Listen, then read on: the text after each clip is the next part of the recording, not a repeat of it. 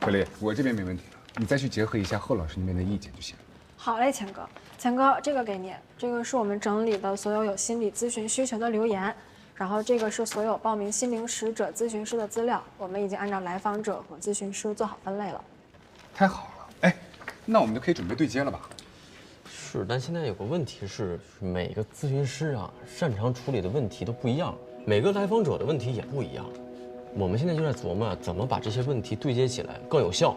对，而且这些来访者的诉求写得非常的不清楚，更难的在于我们也不知道这些来访者在心理咨询师的角度看来具体是什么问题，所以我们也不敢瞎推荐，咱们得对听众负责。是啊，你看这个留言，他说我每天都很累，对于任何事情都没有兴趣，只想睡觉。我觉得每天都特别痛苦，但是却找不到原因。没有任何安全感，就算他把手机所有的信息都给我看，还是不行。他一出门，我就在家里不停地抖腿，坐立不安，无法入眠。这很多人不知道自己的问题出在哪儿的时候啊，就只能去表达自己的感受，这也足以证明他们需要专业的心理咨询师帮他们去疏导困惑。小丽，你帮我把所有来访者的记录拿过来看一看。好的，钱哥。青青，哎，你帮我把婚姻、情感、家庭、学业、个人、职场这些关键词都打出来。好嘞。虽然不知道他们的问题是什么，但是我们能明确知道他们问题出在哪儿。哥，太好了。好，咱们在选择心理咨询师的时候啊，这个度要把握好。我们尝试分类一下。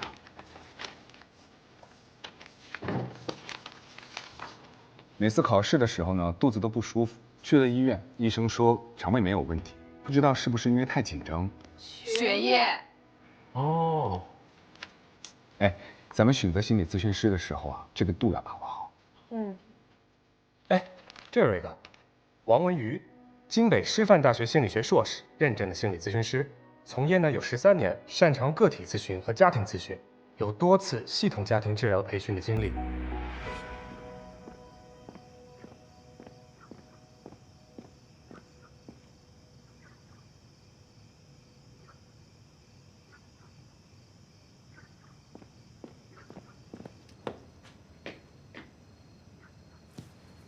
丽丽，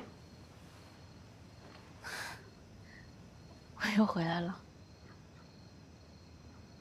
我错了，我不应该阻止你去追求你真正的爱情。你是对的，老贺。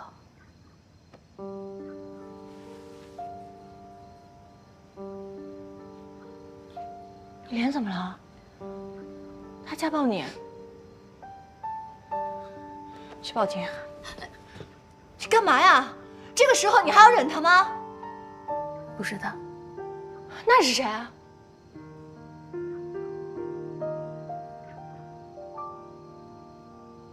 他老婆。对了，我给你介绍一下吧，这位呢，她是我的。你好，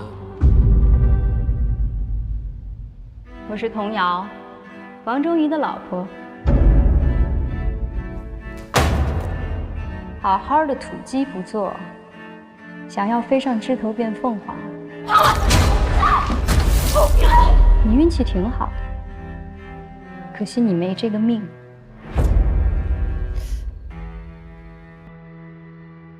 我这样会不会耽误你的来访室上班啊？不会，我暂停几天。为什么？我太累了，想回我妈那儿休息几天。这几天你也好好休息。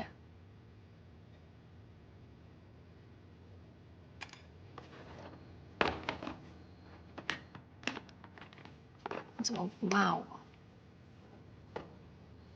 你也是被骗的，要骂也骂那个渣男。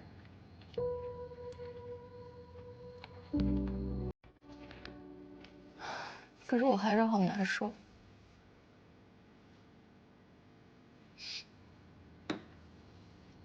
行，那咱们分析一下，他到底有什么好让你这么难受？你喜欢他什么？他哪儿好？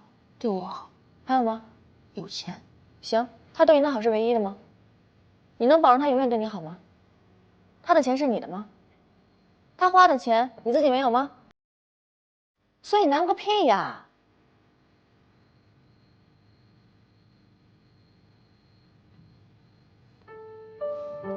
去他的渣男！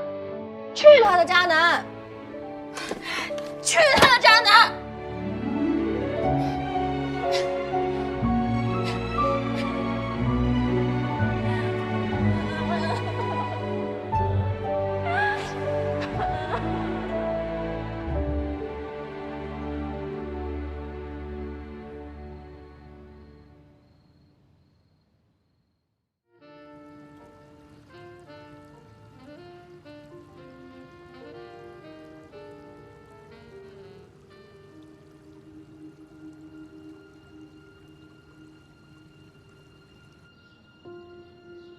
哎呀，我的菜园子啊，终于热闹起来了。以后你们就把这当自己的家，想吃什么就跟我说，给你们做。年轻人呐，就得多吃肉。佳慧啊，多大了？我91年的，属羊的。对。啊，那你比赫顿大1岁。对。这是我的泰勒斯弗罗斯。我记得我小时候有次生病。我妈把这个送给了我，我抱着它睡觉，马上病就好了。从此以后，它就成为了我的守护神。现在我把它转送给你啦。对你来说这么重要，你还把它送给我？我希望你能够早点好起来。我抛下一切离开，是我要用一生去背负的过程。我把孩子留给你。是因为你一直爱着他，希望你能继续护他周全，给他安稳的生活。要不是季明聪，妈不会变成这样。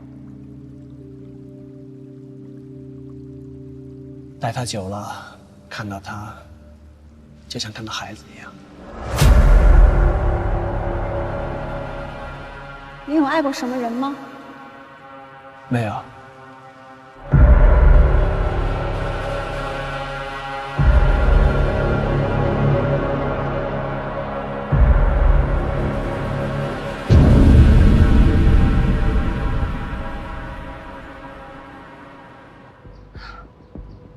汤丽丽，你都伤成这样了，怎么打呀？老贺，我知道你这几天关门是为了陪我，但是我们的贺大心理咨询师如果真不在的话，那不知道会有多少人明而不返。所以我决定造福他们，我打拳，发泄出来，咱们的生活还得继续，对不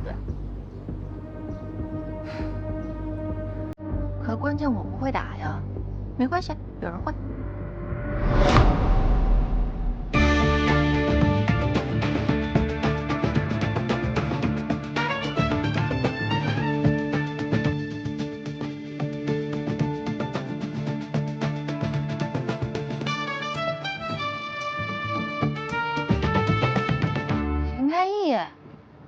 你怎么来了？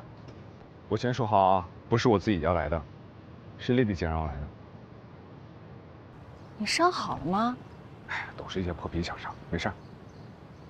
赫顿，你帮我一下。怎么样？自拳、刺拳、直拳是基础的拳法，你有听说过吧？这是在实战当中经常会用到，我一会儿会教你。你小心点啊。架势不错。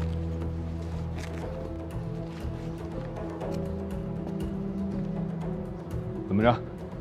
怎么着？我是让你来挨拳的，又没让你来教拳。来吧，看看你的本事。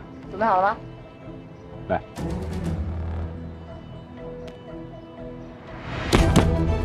用力，用力来，用力，感受不到你的力量。呀！再来，再来，用力！呀！呀！来，再来！呀！用力！呀！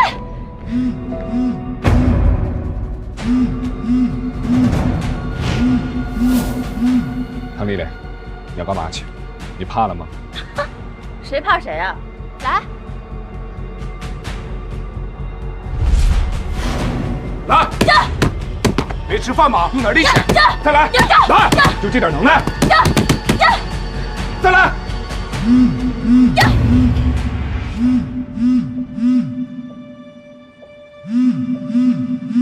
知道我遇见了你，我想安定下来，好好跟你在一起。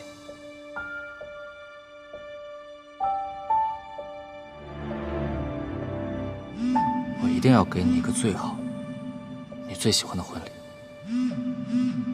我小的时候经常会幻想，我爸送我出嫁的场景，他挽着我的手，把我交给我心爱的人。我一定要给你一个最好、你最喜欢的婚礼。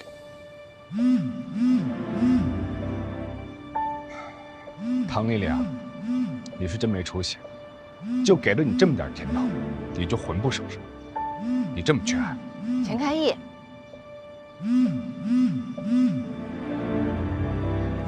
来，来，来，让我看到你的本事！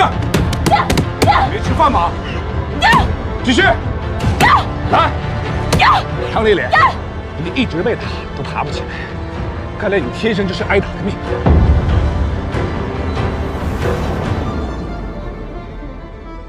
好好的土鸡不做，想要飞上枝头变凤凰。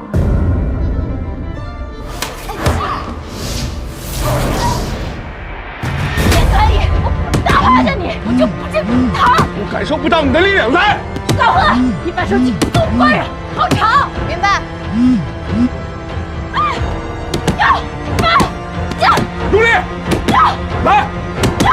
再来！用点力气，用力，用力！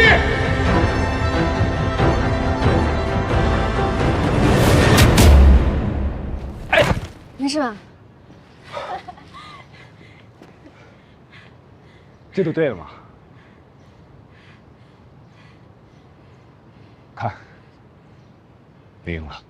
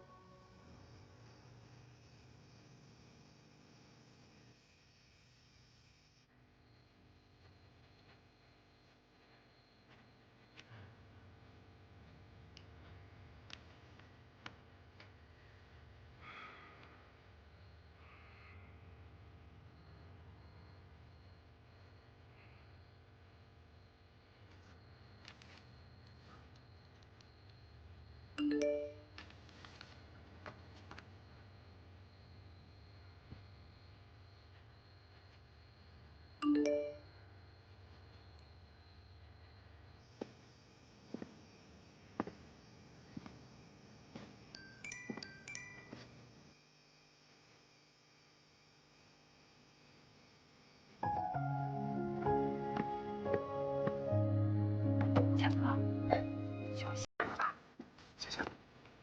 不好意思啊，带你老大爷了，是狗血。本来就是大家一起，怎么了？有什么可恨？不好意思。强哥，咱们还有多少没有完啊？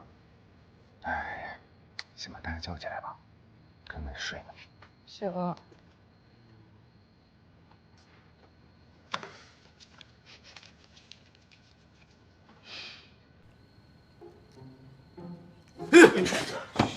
哎呀，吓死我！起来吧，吓醒了。哎，起来吧，不早了，今天先这样，明天再继续。那不行，说是福利休息，你指不定又得一个人在这加班。这个初步筛选的资料早上都做的差不多了，就剩录入心理治疗信息了。明天让大家再分一分。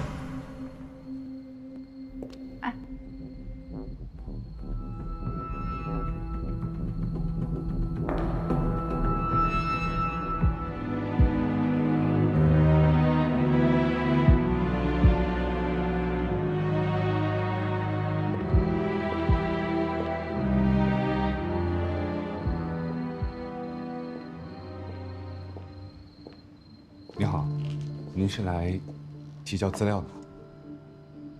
请问你们这儿有什么咨询师吗？哦，您需要哪方面的咨询？是这样的，我们对您的需求了解的清楚一些呢，才能给您更好的推荐。就关于咨询内容的方面呢，我们是不参与的。那算了。等一下，这些呢都是通过一些审核的咨询师的资料，您可以看一下。你看，这是黄老师，是国家2级心理咨询师，他擅长的是恋爱跟婚姻的咨询。还有这个刘老师，他呢是做家庭治疗的，主要是做亲子关系的咨询。还有这个赫顿，他擅长的是个人成长咨询、人际社交的咨询，还有创伤事件后的处理。如果您听过我们的节目的话，应该对他有一些了解。还有这些，您都可以看一下。谢谢。你有任何需求，随时联系我们。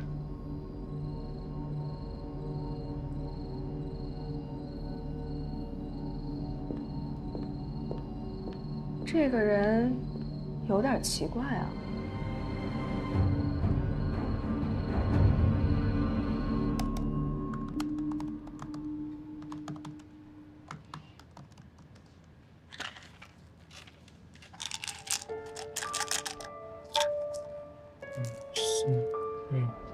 次不要使用太多，会有副作用。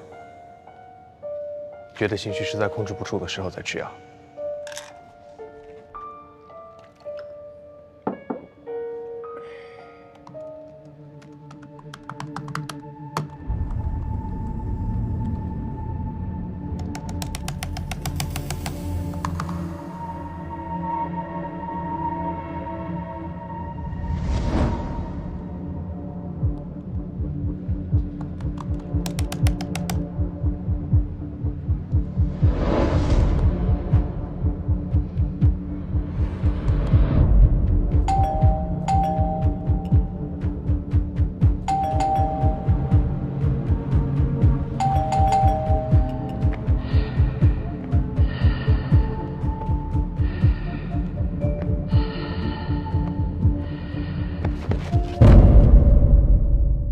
近日，海市济阳区某小区内，一名男子昏倒在家。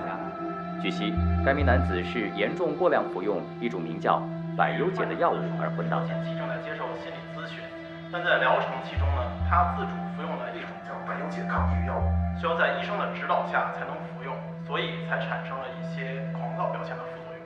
该患者清醒后，自述在服药期间曾与人发生争执。在这里，我们也提醒广大群众一定要遵医嘱服药，注意用药安全。警方在对该男子进行批评教育后，决定不予行政处罚。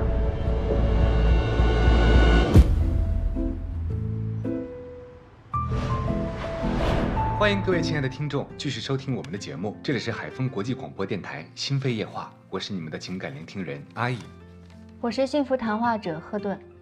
受到很多听众朋友们的回馈啊，说上一次的 Say No 活动带给他们很多鼓舞，但是在这里还是要很遗憾的跟大家说一下，这一次的活动呢暂且告一段落了。我们官方账号的留言和私信都会打开，欢迎大家踊跃发表自己的故事。节目结束之后啊，我们收到了一个叫梨花的资深听众，他对我们说，他即将是一个快45岁的人了。为了照顾好家庭、老人、丈夫跟孩子呢，她已经做了20年的家庭主妇。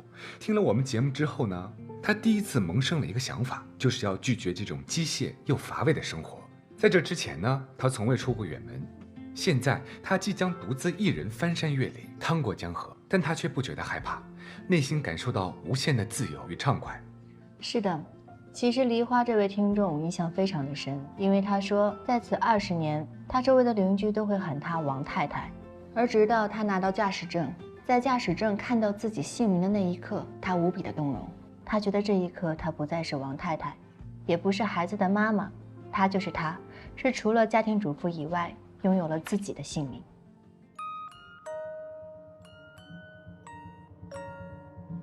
没错，通过 Say No 这一次的主题啊，不仅仅给听众带来了一些安慰，其实对于我自己而言呀，我对于很多事情上呢，也有了一些新的想法。我发现所有的听众呢，都会谈到自己的家庭。我发现，在我们聊到如何拒绝、为什么不敢拒绝别人的时候，有不少听众喂，季教授，家庭环境，又或是是我佳慧。遭受过一些经历。上次您不是说要请我吃饭吗？我主动来讨。但是我发现啊，一旦听众意识到了这个性格的习惯是来源于过去的成长与经历的时候，那他的行为也会自然而然地发生一些变化。也就是说，当你发现自己内心改变的时候，你的行为为之会发生同样的改变。其实我们每个人后天的性格形成跟家庭气氛、成长环境或是有关系，但请你们相信，你们要用自己的力量去改变，可以获得新的重生。那何老师，我有一个问题啊，当我们个人的成长和选择与家里的期望产生了矛盾的同时，我们应该如何去抉择和取舍呢？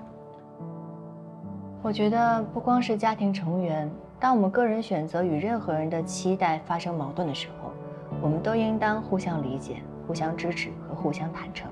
我们生活当中可以遇到这样一类人，他们会根据别人设定的标准而做出反应，他们去迎合别人，去讨好别人，他们深陷我必须是好样的，我必须是善良的，我必须让关心我的人不再失望，这种深深的执念当中，长期以往说着言不由衷的话，可他们的身体和心理饱受煎熬。这既舍弃了自己个体化的发展，也阻碍了真实关系的建立。好了，一段广告之后，节目更加精彩。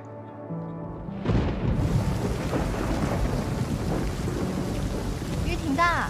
对。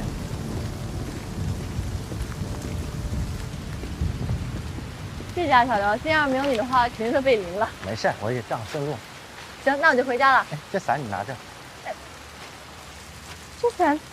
这伞不是我妈妈的吗？啊，对，今天白天找阿姨借的。那你怎么回去？你拿着吧。没事没事，这点小雨我平时都不打伞。谢谢啊。行，你走吧。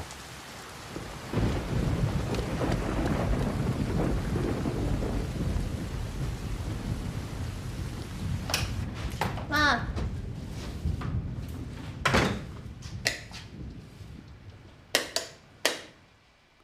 妈。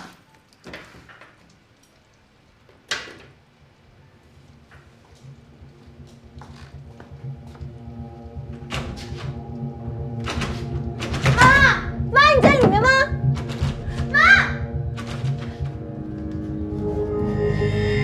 这已经是你第3次装死了，一点儿也不好玩。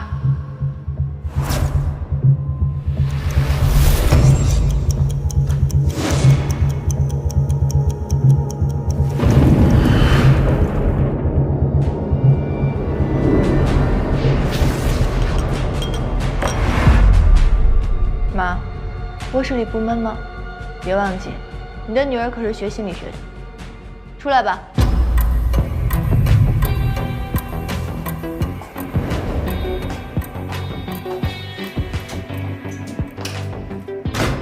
保安小玲送我回来那把伞是你的，他说是白天你借给他的，但是白天根本没有下雨。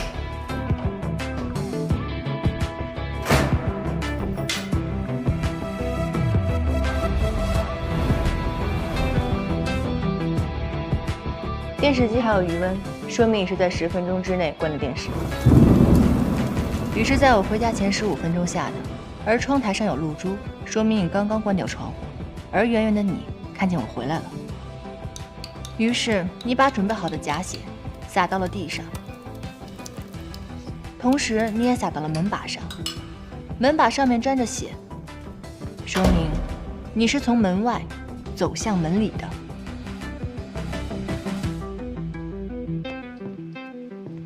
妈，我跟你说啊，你这次是真的吓到我了，你知道吗？你再这样的话，我以后不回来了。我真的生气了，我走了。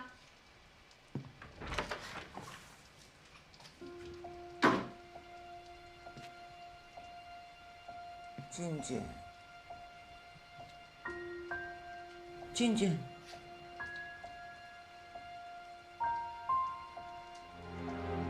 这脸上都是血，都成小花猫了。下次别这样了，吓死我！我真的不是故意吓你啊，我就是这2天看着，哎，别动啊！你看看，这个就是口红和红酒和出来的，像不像真的血？像。好，你你擦了。你要是生我的气了，你可以打我啊！你要不打我吧？不打，打吧。我就是不想让你老偷偷的哭。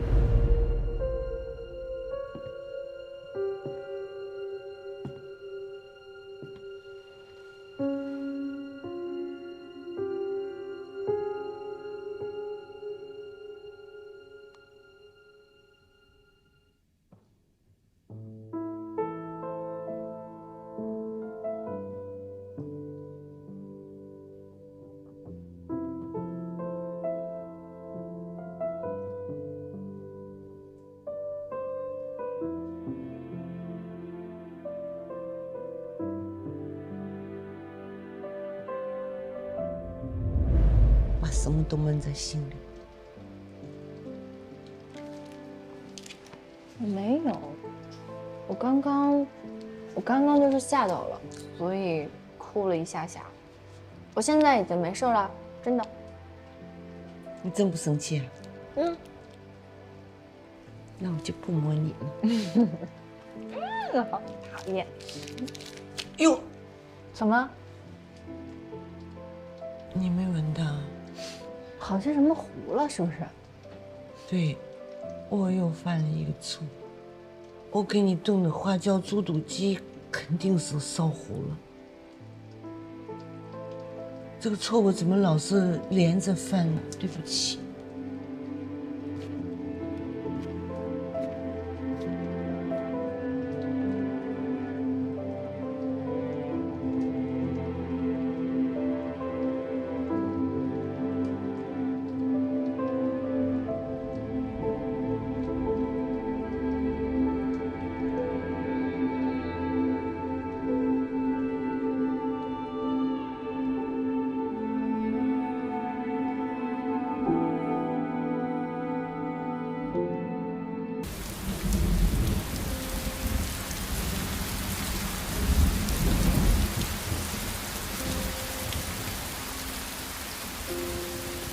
你笑什么呀？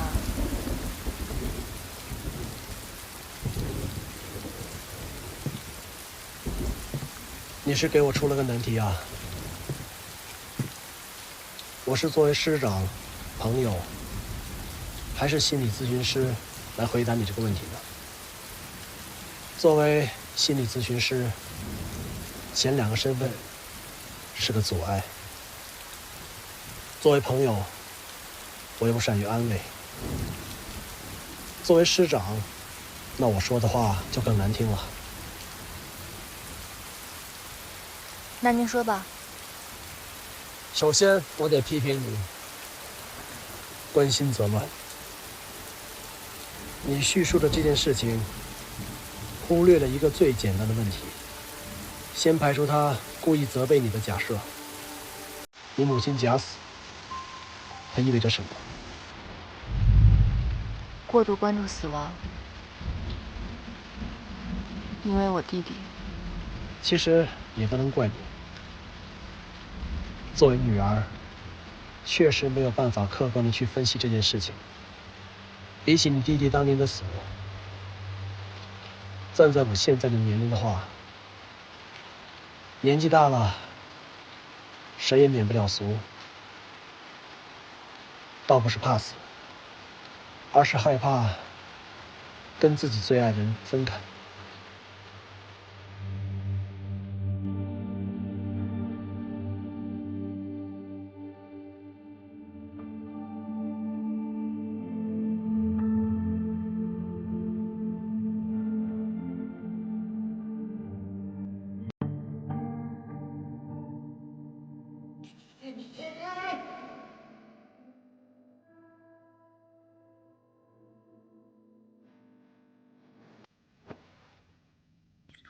哦，对不起，你的客人是不是刚走啊？您今天怎么提早来了？是这样。啊，谢谢，我很喜欢喝你的茶。是这样的，你上次咱们咨询的时候，你最后说过一个什么什么创伤？创伤。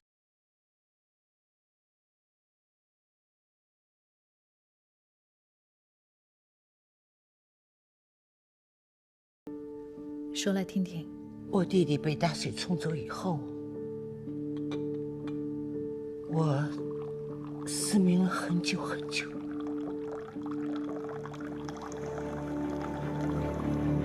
我妈妈就觉得我可能是掉进河里啊，撞在石头上，然后就带着我到各大医院都去查了，什么都没有查出来。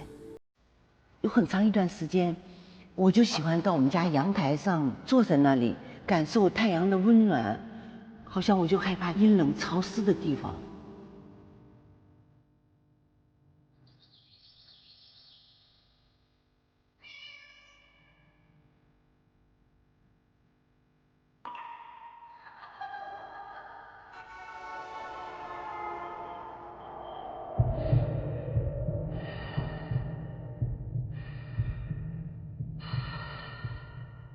妈，你在那里做什么？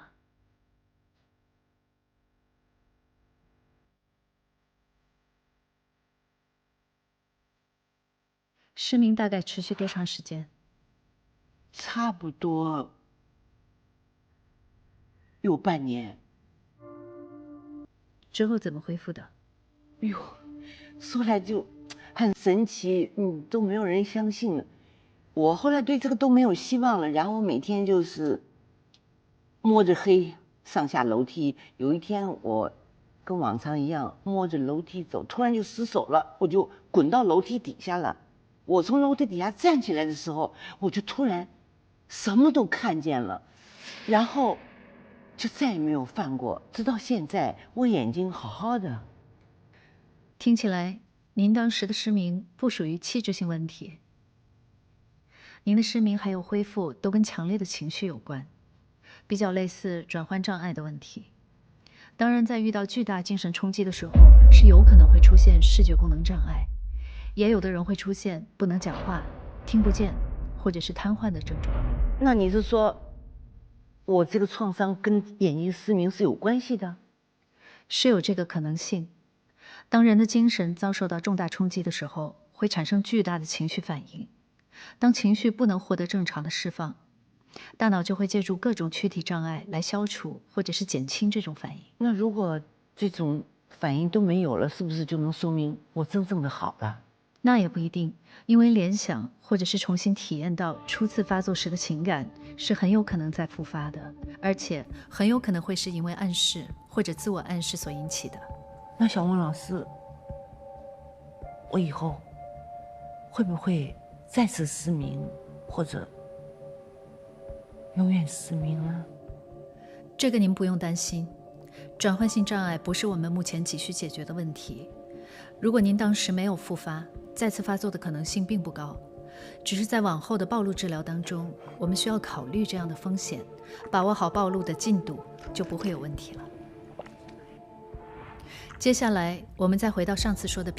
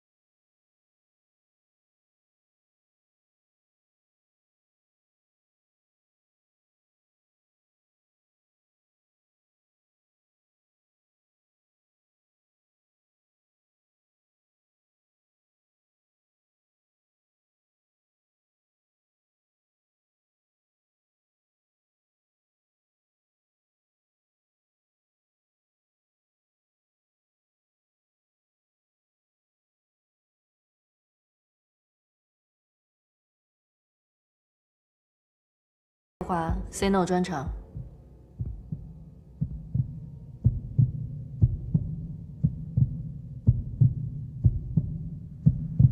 同时段是队内第一。哎，那台里呢？台里呢？同时也是全台第一。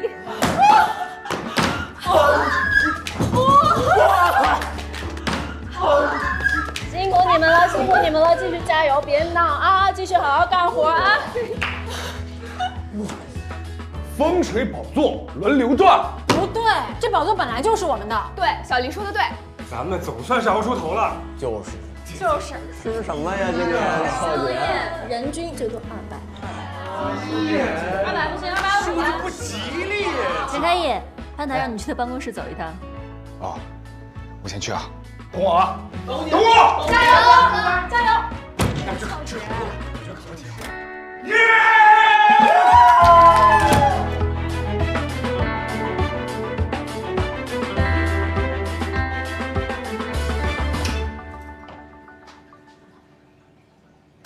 妈，